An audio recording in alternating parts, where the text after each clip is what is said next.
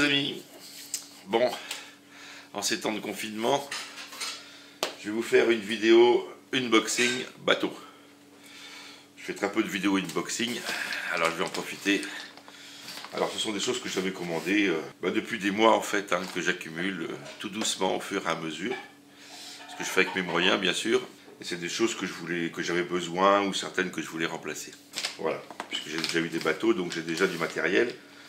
Mais bon, qui est obsolète, plus ou moins d'ailleurs. Alors vous allez voir, il y a un peu de tout.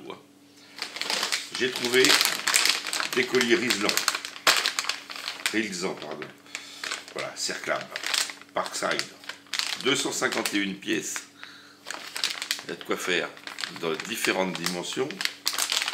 Alors là, super prix puisque 2 € la poche. Les 251. Il y en a des grands bien sûr, et puis il y en a des petits, des moyens. Voilà, il y a vraiment de quoi faire pour passer les câbles et tout, c'est super. On peut s'en servir pour plein de choses. Enfin, vous connaissez, à 2 €. Je ne me suis pas gêné, j'en ai pris des blancs, des noirs, j'en ai pris 4 paquets. Je me suis pris une pince. Alors celle-ci, je vous mettrai le lien. Ça, c'est AliExpress. Alors l'avantage de cette pince, c'est que elle a un étui déjà. Étui avec un passant ceinture, et je peux vous dire que ça tient bien, très bien. Passant ceinture avec scratch qui tient super bien. La pince est accrochée à l'étui avec un cordon spirale en acier recouvert de plastique. Avec des sertissages. Voilà. Un petit mousqueton.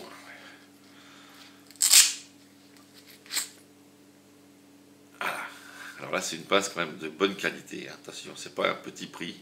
Ça doit être 10 € au bout. Voilà. Vous avez le petit croc au bout. J'espère qu'on voit parce que j'ai des problèmes de soleil. Voilà. Pour monter les anneaux brisés. Enfin, les monter ou les démonter, bien sûr. Comme sur les pinces de pêche. Par contre, bec très long. Pince qui fait plus de 20 cm, environ 25 cm par là. Pince coupante ici. Et puis ici, vous pouvez sertir les sleeves. Il y a 2 emplacements. Après, ici, c'est normal. Voilà, lisse mais strié. Et puis au bout, pour les anneaux brisés. 2 petits trous ici pour attacher l'étui, toujours avec donc super pince de pêche principalement marque Booms Fishing avec le super étui super solide. Voilà le scratch qui vient là pour pas qu'elle s'enlève, pour pas qu'elle sorte. Impec. Une carton Navionics Small Plus de ma région. Alors là, vous avez voilà le petit livret manuel. Ici, vous avez une clé USB normalement pour pouvoir la mettre sur un support pour pouvoir la brancher sur l'ordi, puisque la carte elle se trouve là et que c'est une micro SD. Donc elle va sur un adaptateur pour la mettre sur l'ordi pour faire les mises à jour. Voilà, donc ça je vous montrerai en détail, puisque je vous ferai une vidéo sur la carte Navionics. C'est pas mal, mais je vous en dirai plus, je trouve que c'est assez petit, mais je vous en dirai plus, je vous ferai une démo sur mon sondeur et avec l'écran d'ordi en face pour qu'on compare des points GPS et tout, vous allez voir. Mais ça c'est une vidéo qui va être à venir. Je me suis pris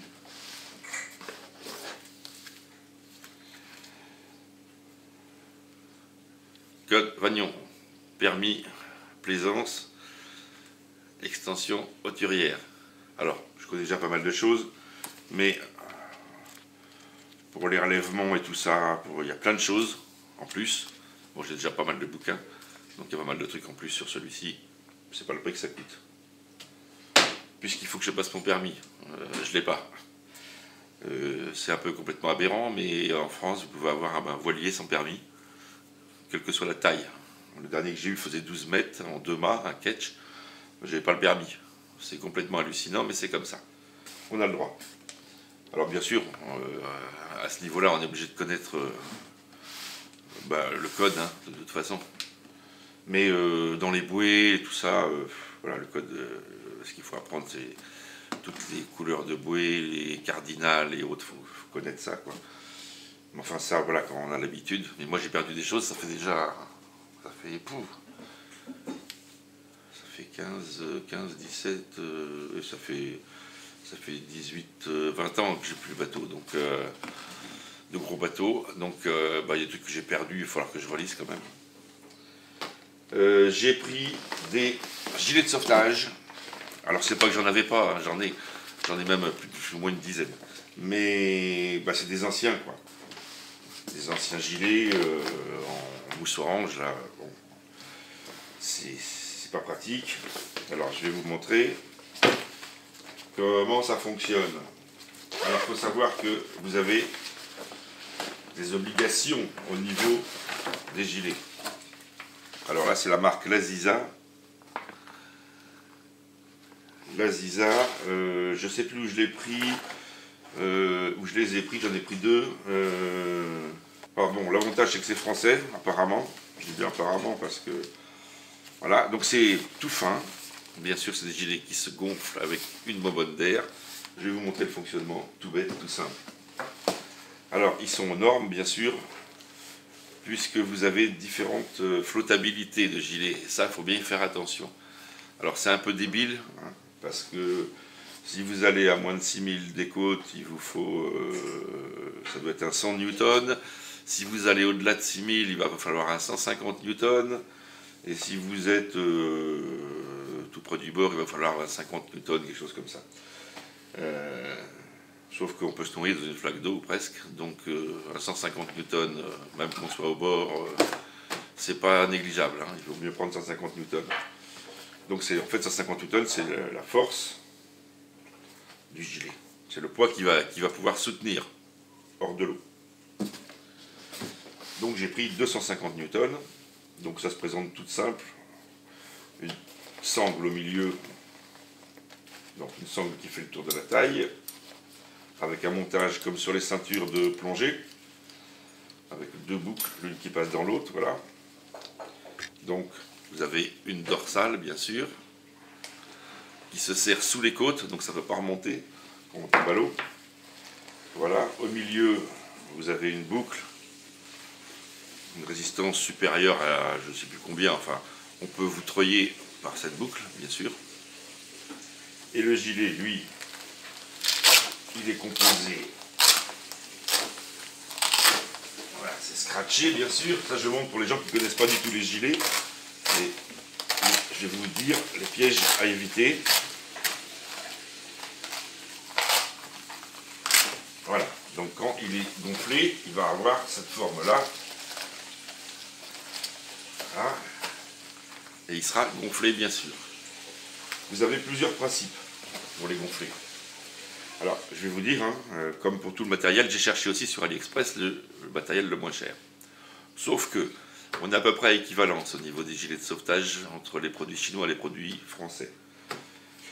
On a à peu près équivalence, et quand on en trouve des moins chers, il faut bien regarder les photos, il faut connaître, puisque généralement quand ils sont moins chers, ça se passe au niveau du déclenchement. Ce ne sont pas des gilets automatiques, ce sont des gilets à déclenchement manuel. C'est-à-dire qu'il va falloir tirer ici sur la poignée pour l'ouvrir. Alors que ceux-ci ont les deux modes. Ils ont même 3 modes. Je vais vous montrer. Donc le gilet, c'est tout simplement une bouée, hein, étanche, fermée, qui va être commandée par une cartouche de gaz comprimé, ici, avec un déclencheur ici. Et ce déclencheur, sur ce modèle-là, alors vous avez un petit papier qui explique comment remplacer la cartouche, comment remonter, comment le réarmer. Et vous avez aussi une manette. Donc si je tire ici, je vais percuter la cartouche qui va se vider dans le gilet, qui va le gonfler. Donc première solution pour gonfler le gilet, tirer sur la manette rouge, qui dépasse légèrement en bas.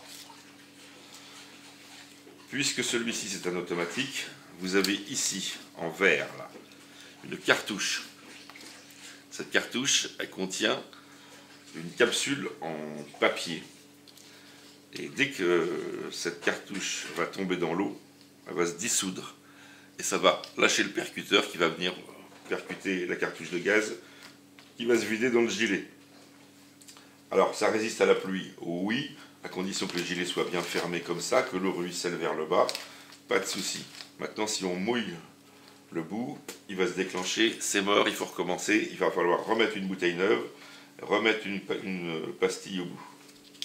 Alors, il y a des kits, bien sûr. Donc, vous voyez, ça se dévisse ici, et on peut changer tout le kit, si on veut changer le déclencheur aussi, mais on n'est pas obligé, on peut changer que la pastille et la cartouche d'air. Les gilets, ils ont un sifflet également, parce que quand on tombe à l'eau de nuit par exemple, eh ben on peut toujours siffler pour se faire repérer. Ils ont des bandes réfléchissantes partout, et vous avez de l'autre côté ici un tuyau avec un bouchon, voilà, et là vous allez pouvoir souffler avec la bouche pour le gonfler. C'est vraiment si rien ne marchait, c'est-à-dire, voilà, vous n'avez rien qui marche ici, vous soufflez un peu là-dedans, vous arrivez à mettre de l'air dedans, vous ne coulez pas. Donc ça, c'est toujours le plus. Normalement, il n'y en a pas besoin, mais c'est possible. Voilà, vous avez toutes les normes et tout ça, les explications et tout. Donc là, c'est un 150 newtons. Vous avez la date de fabrication, enfin tout ce qu'il faut. Voilà. N'hésitez pas à prendre une recharge de secours avec un cartouche papier. Si jamais il y en a un qui vous tombez à l'eau ou il y en a un qui se déclenche, vous pouvez toujours réparer. Bon, moi j'ai d'autres gilets ordinaires. Donc c'est vrai que ceux-là sont très petits. Hein, quand c'est fermé, voilà, ça prend pas de place. C'est pas gênant quand on le porte. Donc pour pêcher, bien sûr, c'est pas encombrant, c'est pas gênant. Alors que les autres sont en 150 newtons, les autres, on peut pas faire grand chose avec, quoi. Quand on l'a autour de la tête, bon. Ben voilà, donc il suffit de le refermer comme il faut. Il y a un sens. Hop, hop, hop. Hop, hop, hop. Voilà. Alors, ça a un prix.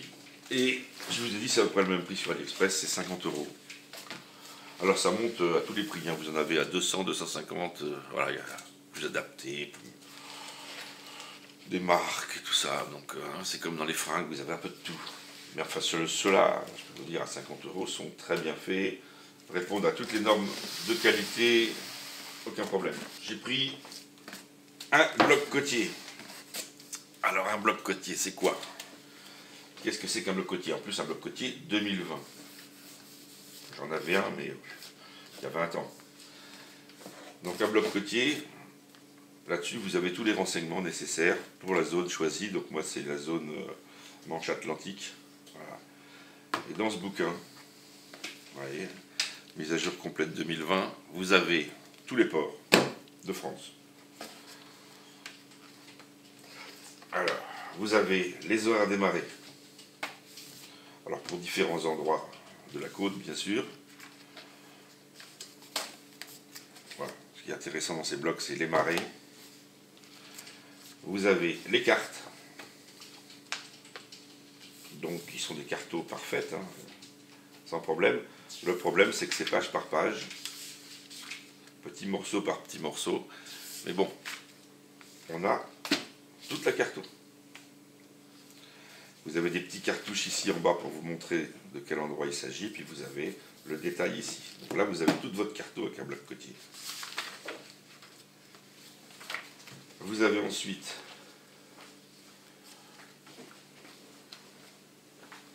par exemple ici, bon là je suis sur les îles par exemple, là, voilà, vous avez une photo avec la carte, avec les ports. Alors je vais vous montrer ça mieux. Voilà, par exemple, vous avez ici le port. On vous montre que, par exemple, dans le port, on va vous mettre des détails, on va vous expliquer comment entrer dans le port, les feux du port, fonctionnement du port de plaisance, voilà, les endroits où vous allez pouvoir vous mouiller, où vous avez de l'essence, voilà, donc tout est expliqué. Alors, l'avantage, il n'y a pas tout, mais vous avez par exemple, vous pouvez joindre la capitainerie par le canal VHF 9.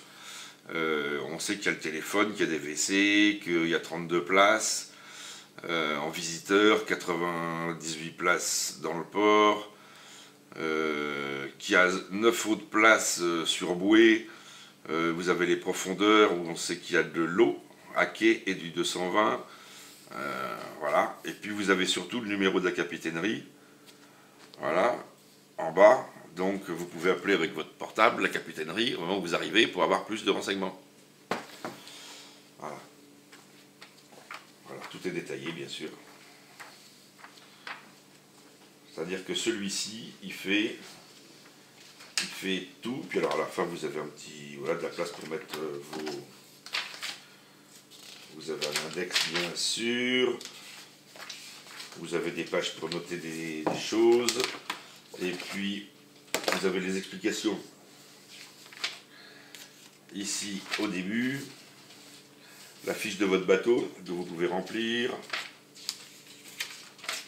Voilà, vous avez le rappel sur les feux, les signaux portuaires, les drapeaux, les codes internationaux, le balisage maritime de l'ISM, et puis, ouais, bah, grosso modo, c'est le code, quoi. Voilà, vous avez un petit récap du code. Voilà, avec les feux de nuit.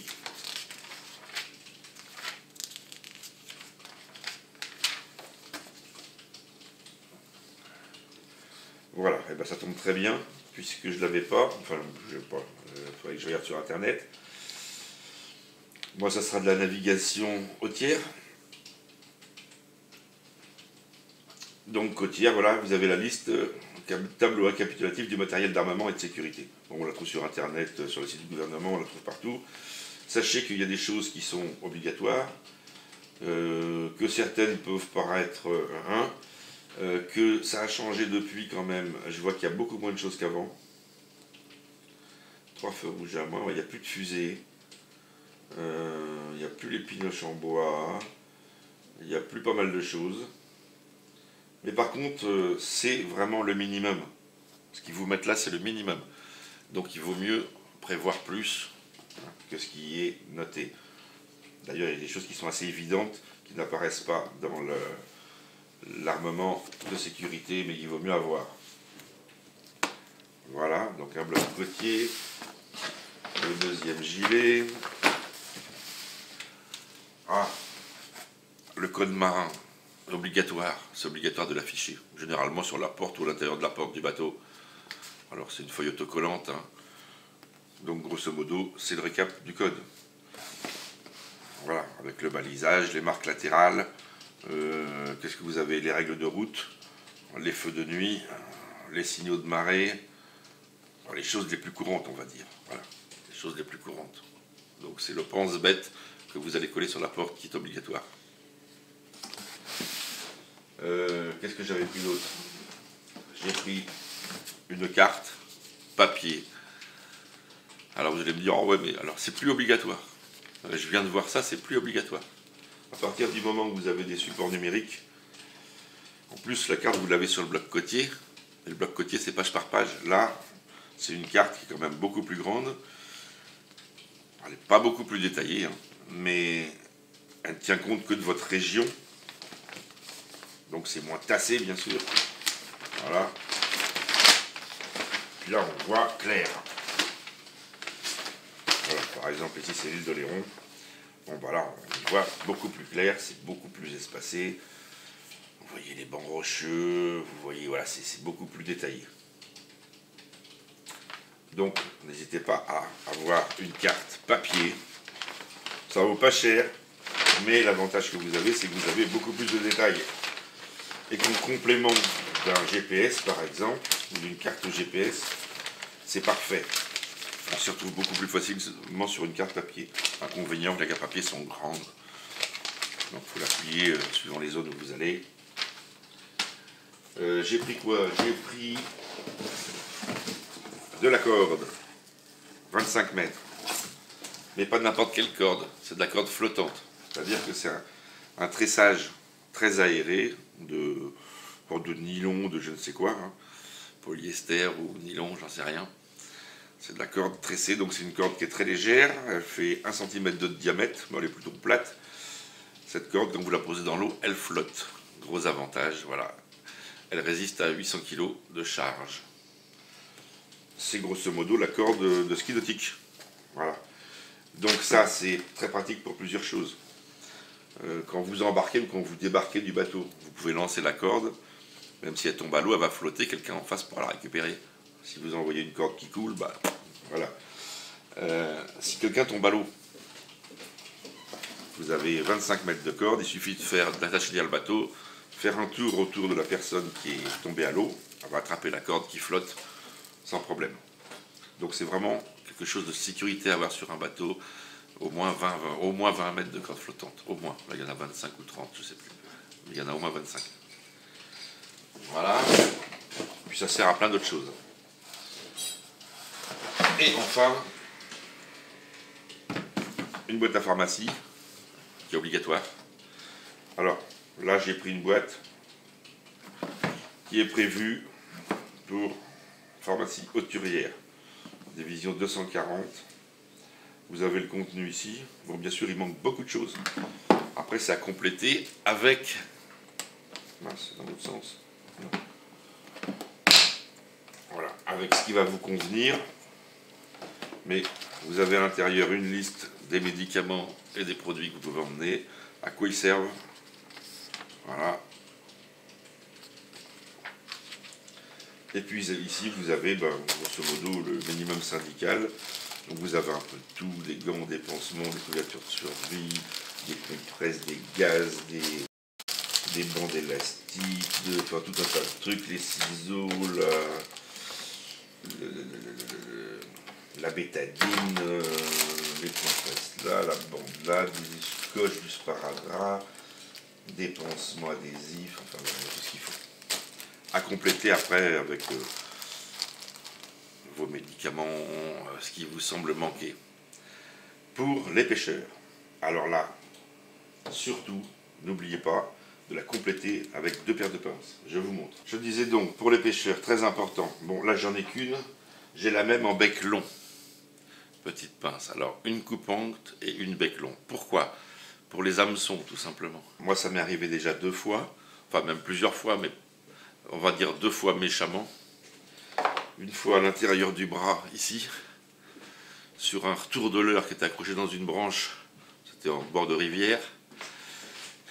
Et avec l'élasticité du fil, j'ai tiré, il était à 25-30 mètres, il est revenu à fond la caisse, un gros leurre à brocher, planté ici, le triple, on voyait que 2 branches. L'autre branche était entièrement entrée dans le bras. Et ça appuyait comme ça.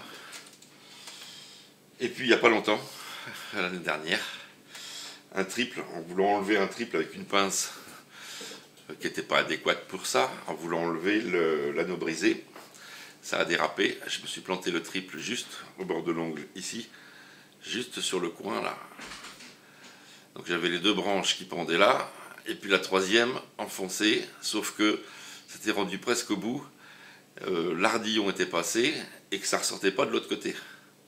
Alors quand c'est comme ça, quand l'ardillon ne ressort pas de l'autre côté, il n'y a pas 36 solutions, il faut le faire passer.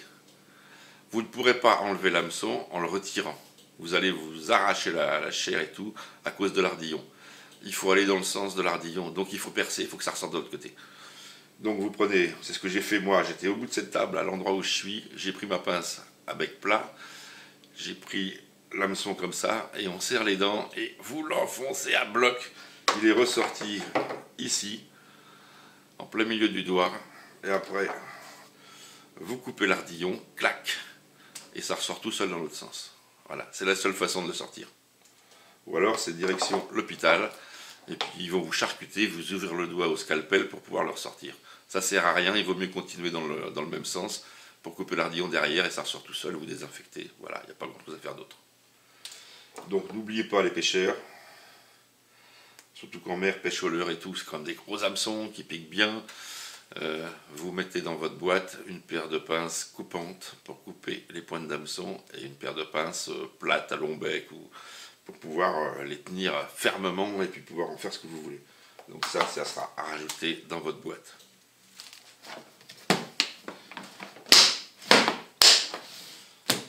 Voilà pour les dernières nouveautés, on va dire. Alors j'en ai d'autres à côté de moi. Mais je peux même pas brasser le carton tellement c'est lourd. Où j'ai regroupé en fait tout. Alors je me suis pris il y a quelques temps, il y a 2 mois, 2 mois, une paire de Wader, tiens, de chez Decathlon. 60 € je crois, c'est ça hein? C'était combien? 60 ou 65? 65. Donc c'est pas les moins chers, mais c'est loin d'être les plus chers. Hein. Je les trouve super bien, assez renforcés sur les parties des jambes et tout. Elles montent assez haut. Voilà, c'est bien foutu, j'espère qu'elles vont durer. Voilà, donc ça permet, moi, plein de choses. Hein, d'aller à la pêche du bord, m'avancer dans les vagues, aller récupérer le bateau quand il va être sur des hauts fonds, où je vais le mettre en stationnement à l'ancre ou sur une bouée. Je ne vais pas attendre que ça soit marée basse pour y aller, je vais pouvoir partir avant. C'est-à-dire que je me mets Wader, même en hiver, j'avance jusqu'au bateau, j'ai de l'eau à la taille, hop, je grimpe dans le bateau, je peux partir. Et pour revenir, surtout pareil, ça évite d'avoir un bateau qui vient vous chercher ou qui vous emmène à votre bateau. Et puis pour la pêche, c'est parfait. Puis après, c'est du matériel. Alors là, je vais vous montrer le carton. Donc là, j'ai pas mal de choses. Je vous ai déjà montré pas mal de trucs qu'il y a dans ce carton. C'est un gros carton, il fait 70-80 cm d'eau. Je vais vous lister un petit peu, j'avais listé ce qu'il y avait dedans, toi. Donc j'avais tout mis. Donc là-dedans, j'ai 5 litres de colle néoprène. J'ai de la peinture, de la mérite, marbrée, donc, pour peindre le moteur. Bombe d'après, baguette de soudure inox, du papier cache, des gants latex, spatule spatule pour les colles à néoprène. Des aimants, mais ça c'est pour autre chose. Silico d'aquarium, c'est pour monter les glaces du bateau. Et ça je vous conseille, au lieu de mettre des sicas et autres noirs, pas jolis, qui tiennent pas forcément très bien, prenez du silicone aquarium, je vous garantis qu'il y en a pour un moment et ça ne bougera pas. Super adhérence, il reste souple et il ne verdit pas.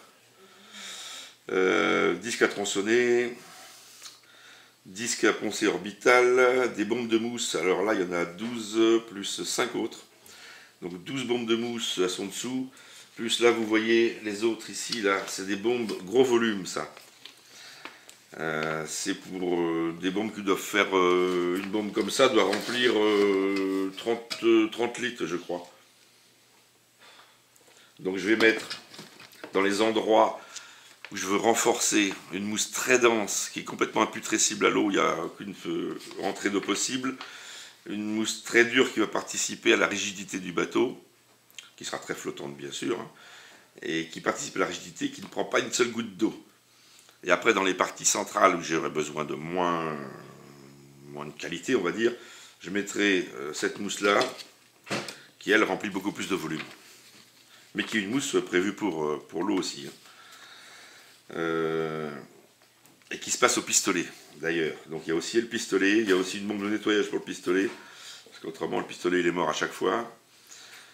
J'ai aussi l'autoradio, j'ai des sacs aspirateurs pour le bateau, j'ai des lampes LED pour mettre à l'intérieur, j'ai 2 longues portées à 9 LED, alors ça je ne vous les ai pas montré, je vous les montrerai mais ça sera plus au montage, des petits longues portées qui sont gros comme ça, 9 LED, ça fait 8 watts, mais ça éclaire de dingue, ça éclaire à 50 mètres, 60 mètres tranquille, comme des feux de voiture à peu près, et pour 9 watts. Et c'est tout petit. J'ai hélice neuve pour le 8 chevaux plus celle d'origine, plus une hélice pour le 90 chevaux. J'ai une douchette de pont avec le tuyau, j'ai une boussole qu'on voit là. J'ai 7 rouleaux de fil électrique, il y en a je ne sais combien de mètres, enfin normalement il doit y avoir de quoi faire toute l'électricité intérieure. J'ai les cosses, les gaines thermo, la visserie inox, j'ai la pompe pour la douche, j'ai le boîtier fusible, j'ai une pompe de cale de 1100 gallons heure, un contacteur de pompe de cale, donc la pompe sera automatique. Dès que le niveau va monter, la pompe se déclenchera. J'ai une pompe pour l'eau propre, pour l'eau du lavabo. Un robinet intérieur pour eau propre, des sangles pour attacher le réservoir d'essence, les 2 HP intérieurs. J'ai un éclairage sous-marin aussi pour éclairer sous le bateau.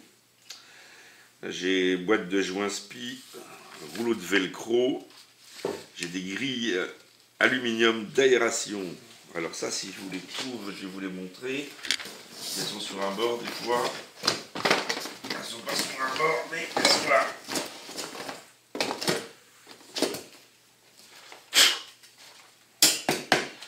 Voilà, j'ai réussi à faire un lot pas cher sur eBay de grilles en alu. Grille d'aération en aluminium. Voilà, à chevron, là, vous voyez. Hop. Et ça va aller bien sûr sur les coffres extérieurs. Puisque dans un de mes coffres, il va y avoir le frigo. Dans un autre, il y aura l'essence. Donc il faudra quand même une aération. Il ne s'agit pas que des vapeurs se dégagent dans le coffre et puis qu'à la moindre étincelle, ça fasse boum. Donc les coffres, partout où vous avez de l'essence, montez des grilles d'aération sur les coffres. Partout où vous avez des produits inflammables. Partout où il y a un risque de chaleur ou de dégagement de gaz, comme les batteries par exemple. Une surcharge batterie va dégager de l'hydrogène. Si elle reste confinée, à la moindre étincelle, c'est boum. Si c'est aéré, il n'y a pas de problème. Donc pensez à mettre des grilles partout. Et voilà. Bon, et bien fini pour cette vidéo. Je vous remercie les amis. J'ai malheureusement pas été chercher mon bois à temps. Donc je ne vais pas pouvoir continuer l'intérieur du bateau. Mais j'ai plein de choses à faire à l'extérieur. Et je vais continuer dehors parce qu'en plus j'ai beaucoup de choses à faire autres que le bateau. Voilà, donc malheureusement mon bois je vais aller le chercher quand on ne sera plus confiné. Et puis en attendant je vais continuer sur autre chose. Donc d'autres vidéos à venir. A plus!